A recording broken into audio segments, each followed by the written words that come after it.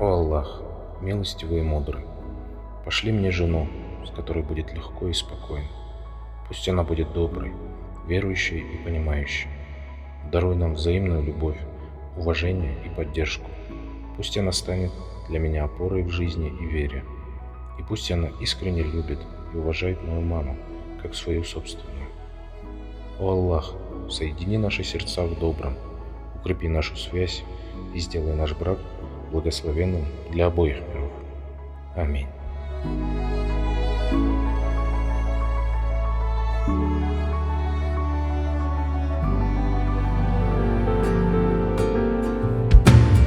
Kuyup kaldı okpadım tütündöwde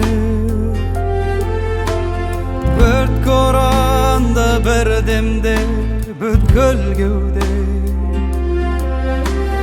Yemdey toğan yendeşber yem tabalmaz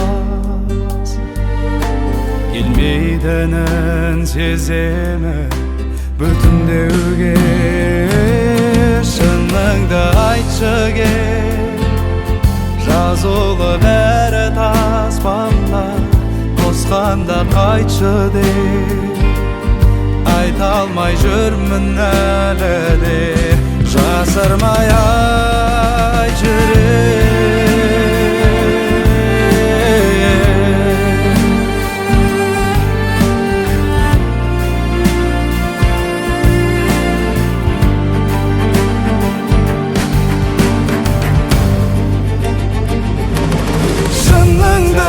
Çekip жазулы бәрі таспамда Тосқанда қайтшы деп Айта алмай жүрмін әлі де Жаздырмай айтшы